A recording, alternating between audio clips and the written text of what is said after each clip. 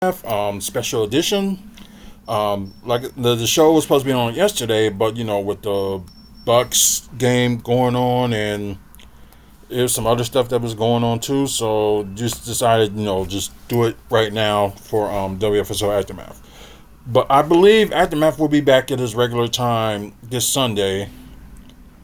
But I know a Bucks game is going on, so I think anything else should not be interrupted. It. Do you think John Cena should retire for good?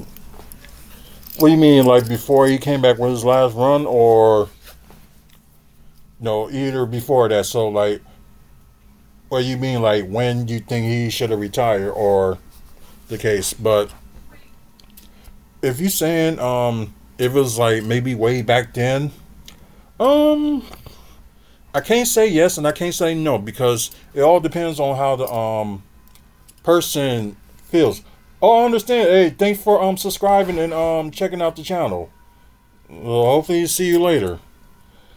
But for everybody else, what Zach had asked the question about should John Cena or should have retired. Um, like I really can't answer that because I'm not like in his shoes. But if you can still go at the age you're in, and like John Cena is like in his late 40s, he's not like in like his 60s or anything like that. He's in his late 40s, and there's wrestlers that's still wrestling today that's like in their mid or early 40s, and they can still go. So let's see, you got Damian Priest. I bet everybody didn't know how old he was until they like announced it because he's in his early 40s. Um, you got Seth in his late 30s. Roman Reigns, I think he's in his late 30s as well. So there's still people that's like the like age in 40 and 50, and you see how Ric Flair was kept on doing it until he supposed to retire in WWE, but then again went back to TNA and wrestled some matches. So it all depends how you feel and how your body is. Like if your body feels good, then why not? Your body feels good. So so yeah, I just can't answer. He should have retired for good or something like that. But most likely, this year is his like retirement tour, so he is going to retire for good after a rumored pay per view that they said they're going to have, especially for him, which is called Ruthless Aggression, which will be in Boston. So kind of like a little bit after Christmas. So that'd be interesting if they gonna actually have that.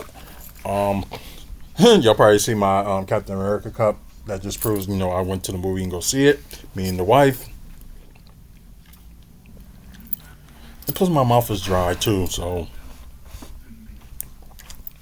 but I'm just glad I don't have a toothache right now and I can like do this. So I'm pretty glad.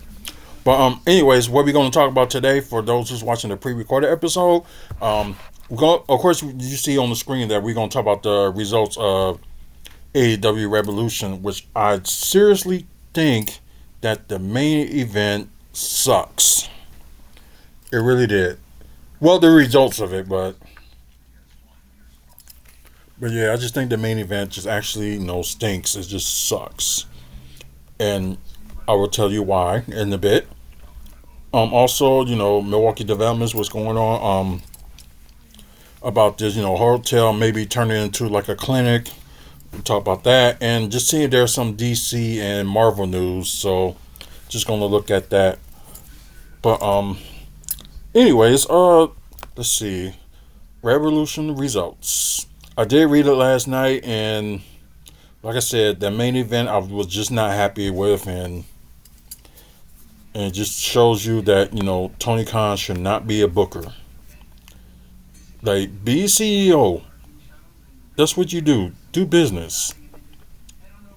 Don't try to run the a company in wrestling that you don't have absolutely no clue what to do.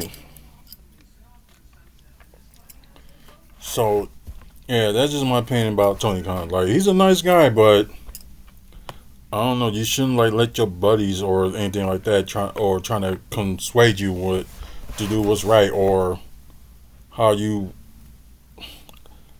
I don't know. He just should, it's just my opinion. He just should stick to the business side of things, not trying to be all like Vince McMahon and try to control and do everything, because that does not work.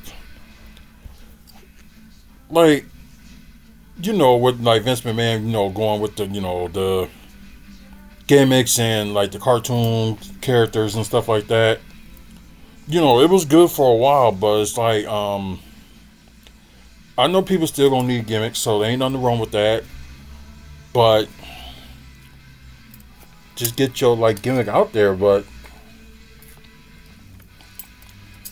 you don't need anybody like telling you to like what to do with your gimmick or anything like that. Because if your gimmick is working with the audience, go for it. But anyways, most of the matches I predicted, if y'all saw the Saturday's WFSO preview, was probably won't be posted, but you get a chance, go back to the video on YouTube and just look for WFSO preview on AEW Revolution, and I think majority of these matches I got right, but I think it was like one or two matches I got wrong.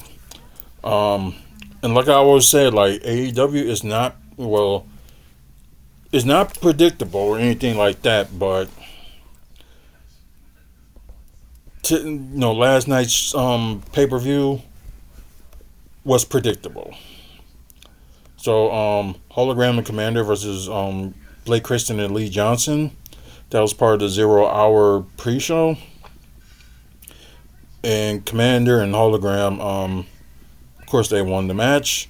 Let's see.